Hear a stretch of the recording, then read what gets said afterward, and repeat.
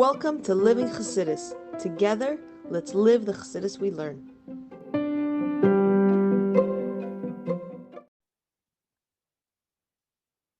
Hey, good morning, everybody, and welcome to Chassidus in the Morning, 15 minutes. Kuntres Heichaltzu. This share is for refuah shleima, for yeshaya, zushe, chana, rivkah. Should have a full refuah shleima. Also, just something that I forgot to say last time.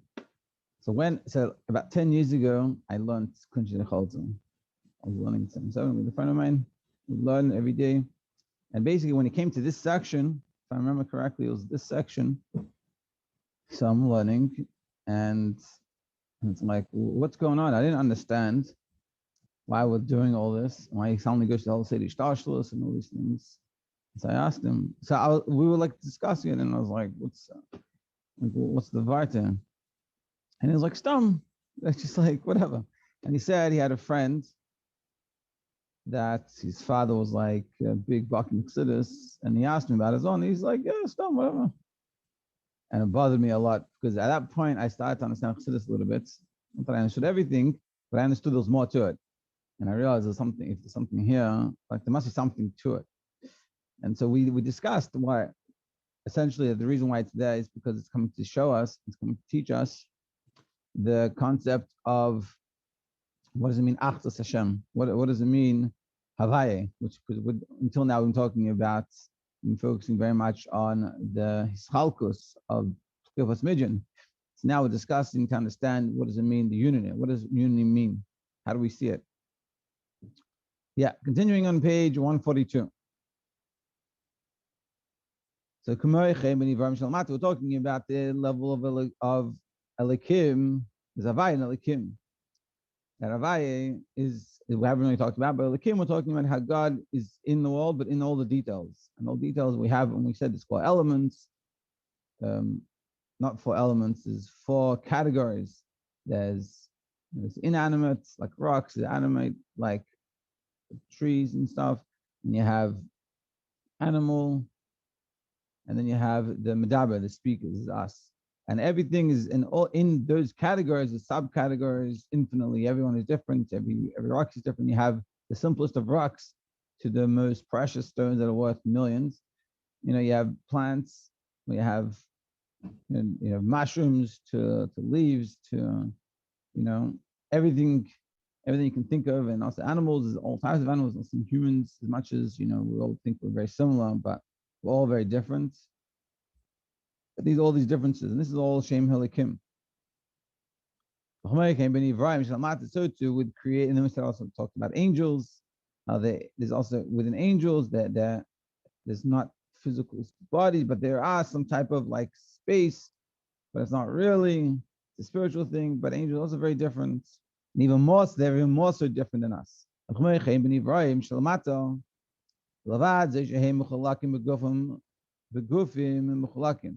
Even though we're separated,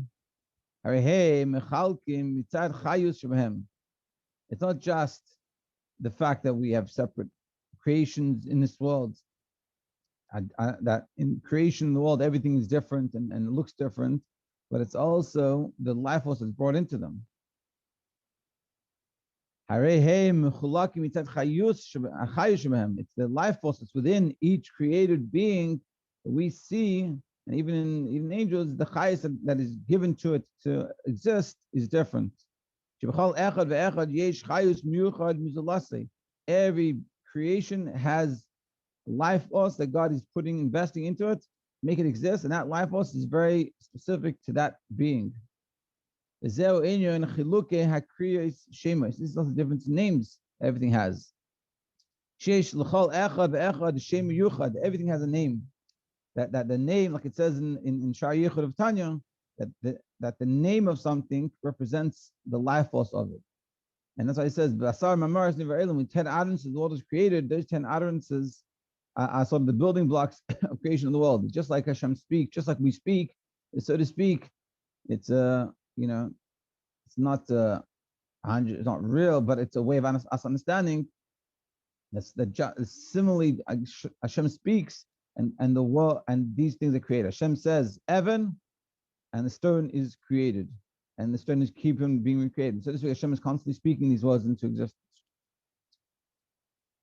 And that's he's saying that's the name. So the name in Lashon HaKodesh in Hebrew in the holy language, that name that the thing has shows on its on the life force that it has.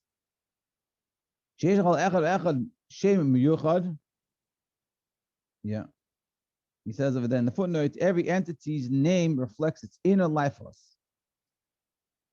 The gam balachayim, also animals, avgam b'min echad b'fratim nimtzayim shabai, and even individual species within each level. The chumay min ha'aryeh, like the lion, or yashar, or the ox. They all the name lion shows on the life force. The name ox shows on the life force. Vadai in Hebrew, of course. Vadai yesh l'chol echad ve'echad tzeruf miyuchad hamachayos. And every individual, one of them, for sure, in itself, has a life force specific for them. Yeah, exactly. Like it says here in the footnote, God created the world through speech via the 10 utterances of creation. Beginning, let there be light. In the human realm, we relate to entities outside of ourselves through speech. So there is nothing outside of God. However, speech is used as an analogy for creation, because it is through such speech that he brings into being a world that feels separate and distinct from him. Yeah, and that's just like we speak. Difference is we speak, and the speaker is outside of us, whereas God, nothing is outside of God. But the marshal, the parable of speech works well. And so just like he speaks and creates something outside, so too when God speaks, so it creates a world feeling separate from him. The letters of these utterances convey the life force for every entity they bring into being. And these letters that Hashem speaks creates these life force. Although every particular entity is not mentioned in these 10 utterances, so you're going to say, but 1 second, there's only 10 utterances and there's millions of, billions of things. So how they all fit in. So, and this is all brought down from Shar Yechud. Although every particular entity is not mentioned in these 10 utterances, through a unique mystic pattern, the letters of these utterances go through permutations until the letters are configured into the name of a given entity in the holy tongue. The name of any creative being is the means through which it is brought into being and granted vitality. That name that it has. And even though in 10 utterances, only 10 utterances, there's not millions of names, but there's, there's ways of doing it, that everything fits inside. And that's what gives a life force to everyone. So the reason why we exist is because of Hashem speaking us into existence. But it's a little different by a yid, by the neshama. That's why he says in Parak Beis of Tanya that that Hashem blew into me. It's not just speech, but it's blowing. Just like when you speak, it's a very, very easy. We can speak all day. Whereas to blow a balloon, takes a lot of effort. Our neshama, us, the neshama of the yid, Hashem blew into us, blew into the nostrils, the neshama, and that neshama is coming from a much deeper place. That's the side point. So the name we're saying here is the name is the life force of it. I know the combination of letters that make up the name, then bringing this creation, this created being into existence. And constantly happening. It says in the Torah that Adam gave names to all the animals. How was he able to do this? Because he could see the spiritual makeup, and so he understood from that what names they needed. Yeah. He knew this also their life. He knew how they were created, which is this combination of letters that gives them life. So he knew what they were, so he was able to call them. He saw the source of their name. Went elsewhere length. But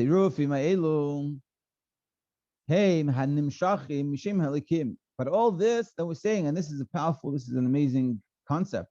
Think about it. That's how you are created, and that's how the whole world is existence, from these names that will create, that Hashem says, so to speak. Hashem is constantly speaking, and all this creates things, but all this comes from Shem Elokim. Olam Hadibur. And like it's known that Elikim is the world of speech, like we're talking about here. He says here, like in the phone, the God's name is Shem Elikim. I mean, that Elikim is identified with Malchus. Malchus is identified with speech. And Malchus, and this whole thing is creation. So creation in itself, the world that we see, is all coming from Shem Elikim. That's why it's called the city of our God, of Elikenu, from Elikim. Like a city in cities with all this division. As explained elsewhere. The Shem Elikim and all these different letter combinations that's coming from Shem Elikim. This is all the koiches of Elikim, the godly power that's being put into it that make this division.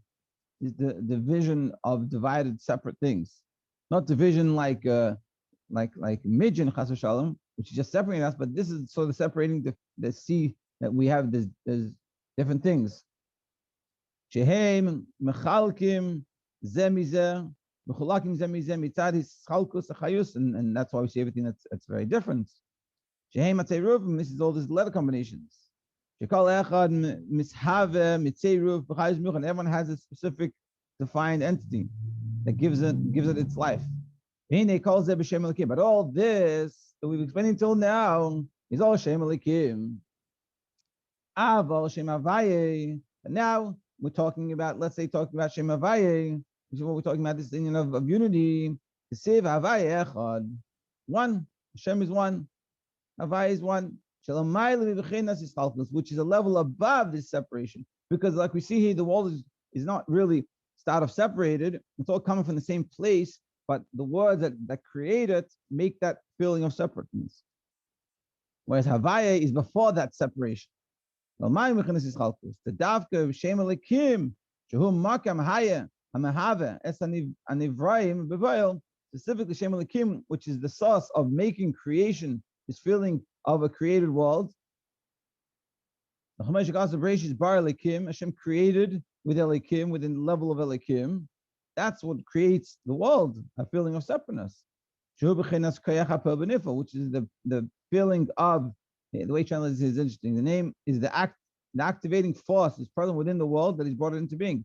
It's meaning the world recognizes that this is how it is. Shayach Sham Bechinas Ischalkus Atzerufim Mishavos Vahavios Achyoisam. So in the world, in created worlds, then you feel this connection, that all these letters that come into being that make you feel this creation. That's all puts it on this lower level. Shem Elikim, Ava Shem Havaye She'enoi Begeder Makom Elamais, where Shem Havaye, which is not the source for worlds, it's not the source of separation. Because you do it like it's known to Mishem Havaye, Lo Haya actually is Havos Nivraim purpose. From level Shem Havaye, it's so united with God, it has this unity, it can't create separateness like this. Ki'im al yidei Shem Elikim dafka, specifically Shem Elikim v'lazois, and therefore Hashem Havaye hu l'mayel mechanis chalkus. Havaye is in a level above separation. It can't create separate, distinct things. Hu b'chinas Havaye echad, and this is the oneness of Havaye echad. Hashem is one. This is the oneness within everything. Now you could also just think about it, that we're saying clip of Midjan went against this. So and this is sort of what the power. We'll do the kitzim, and we'll bring back this a little bit. Kitzim, Hanivraim de lamata, the Chalshikein Lamaila, the creations below, and even more the creations above, meaning like the angels, Ribbeis, Chalkus, all have myriads of separation. Mitzad Mekaimam, Mitzad Madrigasam, based off their level and based off where they come from. The Nimshach, Mishem Elikim, it all counts to Shem Elikim. Shem Havaye Lamal Mischalkus. Shem Havaye is higher than Schalkus. So the whole world and the creation and the fact that we exist and the life force is being put into us to keep us in existence is all coming from Shem Elikim. Shem Havaye is way above this. And now to appreciate that Sinas Chinam, which is coming from Midjan, and what this Midjan is doing is fighting against something that's way above the reality of the world even.